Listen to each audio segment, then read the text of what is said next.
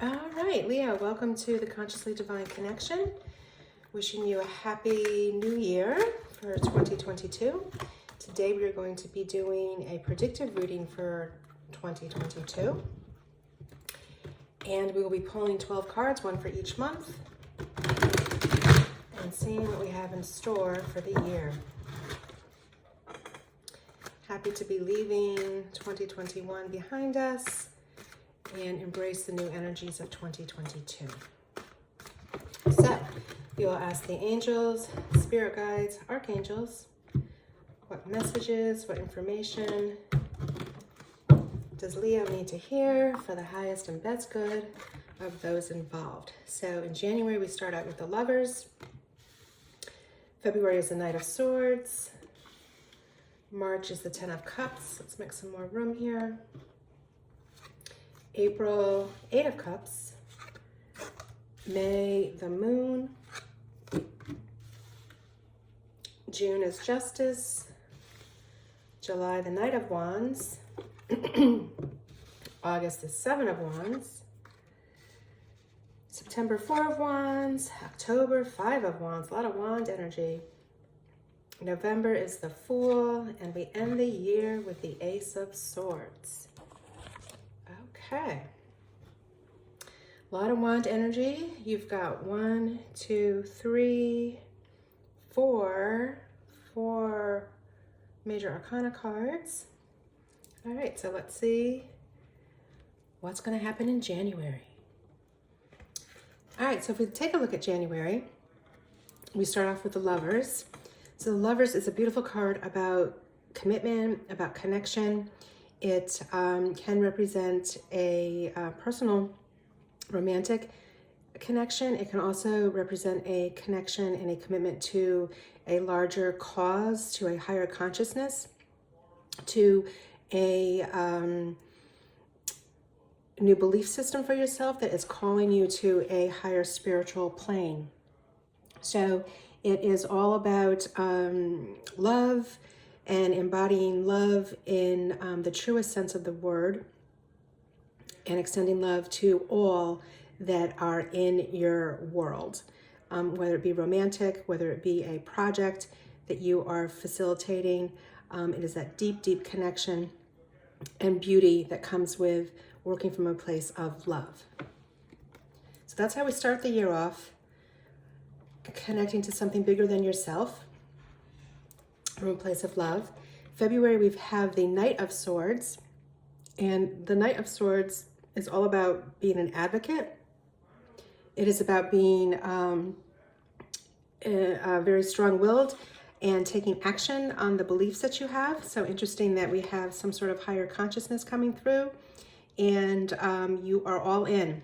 You are committed to seeing this come to fruition, and you have a laser focus and determination to take you and this idea, this relationship forward. Next, we look at the result of all that focused attention. And in March, we have the Ten of Cups. Beautiful, beautiful card about happy family, happy life. So much joy, obviously wealth for this couple. And again, family can mean the traditional sense of family, or family can mean the community that you are tied to. And again, if you have brought some sort of project forth with this higher connection with the Lovers, you are reaping the rewards and the beauty of all that love that you are taking out into the world. So next we have the Eight of Cups in April. And the Eight of Cups is an opportunity to reflect, to take a step back from what might have been occurring in your life, the ability to really reflect and say, is there something bigger available to me? Is there something more that I want to focus on? I'm seeking the achievements that I have made in the past. I might be looking for a deeper meaning. I might be looking to take this energy that has brought me through these few months and expand where I take that message, that project, that thought of relationship to. All right. So next we have the moon. Now we're into May. And the moon represents illusion. It represents dream state, the subconscious, your intuition. Sometimes it can represent a period of going through the dark night of the soul. Again, if you were searching and seeking the month prior, you might find the need to go deeper and really trust your intuition and know that the moon always brings way to the sunlight. So even if you are in a place of deep, deep reflection, deep soul searching, the sun is always available to you. And just allow yourself to trust your intuition. All right, so next we're looking at justice for June. And this is interesting because whatever you were exploring in your dark night of the soul or in your deeper soul searching, you were able to bring about a balance. So her sword is upright. Balance has been restored.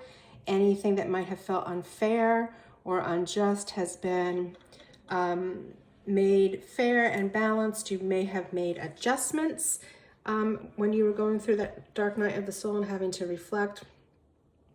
But you come out victorious. So you were able to restore the balance into a fair outcome.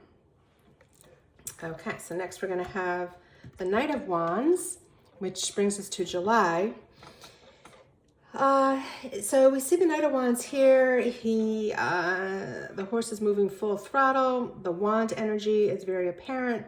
The Knight of Wands lets us tap into our ambitious side. We are moving full force ahead with our ideas. So again, it looks as though something that was started in the beginning of the year, you have expanded and tweaked that idea, that commitment through some soul searching and rebalanced it with the Justice card. And now you've got the Knight of Wands behind you to take the revised plan and really, really push that forward. All right. Next is Seven of Wands. So this is really kind of a back and forth feel in the middle part of the year here. With the Seven of Wands, we have this warrior who is defending themselves quite vigorously against 6 other wands. This could represent you having to dig deep and, stand in your beliefs for whatever you have set in motion here. It could be protecting and defending against others that want to convince you to move in a different direction. It could be defending not only your beliefs, but maybe possessions as well, whether that be intellectual property, whether that be physical property. You're in a mode of defensiveness and not afraid to stand your ground because you know what you believe in and you know what your truth is. Next we come to the Four of Wands. So after the need to defend your position, your beliefs, your property, there's a celebration waiting for you. So this takes us into September. So now we're into the fall. And this is all about achievements, milestones, people celebrating you and your achievements. This might represent ceremonies such as a marriage, graduation. It's victorious, it is abundant, and they are celebrating you and your achievements. So all of this strife, readjustments and back and forth leads you to celebration in June. So here comes that back and forth again.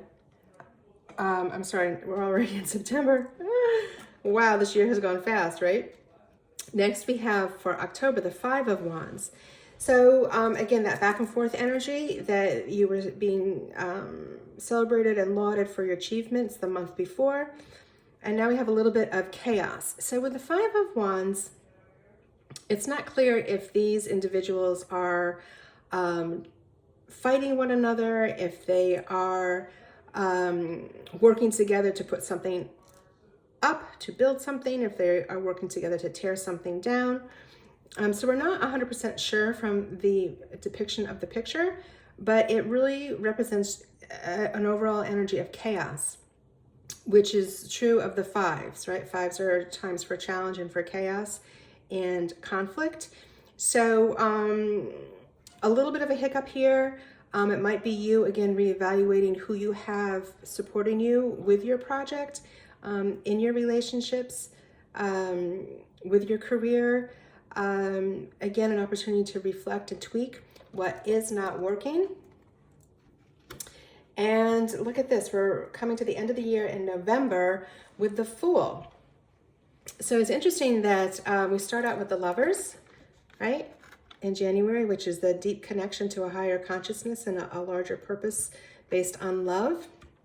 You've gone through the year putting into motion the ideas around that, whether it be project, relationship, career, family.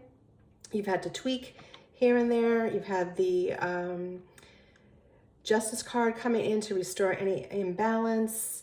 And you have the Knight of Wands pushing you forward all the way to your celebration with the Four of Wands. Some more tweaking with the Five of Wands. And then we're back to the Fool. So it is though the whole year, what you started off with, you have tweaked, and now you are in a place where you are very lighthearted. You are ready to really take this leap of faith with this project, idea, relationship, whatever the higher connection was that you started out with the Lovers, and you are idealistic about it. You are ready to take this forth to others. We have the butterfly here as a sign of transformation, and you're happy, you're idealistic, and again, you are going forward. So to end the year, in December, the Ace of Swords comes up. So very interesting that you're being propelled forward for 2023 with an Ace of Swords that is all about possibility. It is all about the power of the mind, and what you have set in motion in 2022 can only flourish and expand from that place of love in 2023.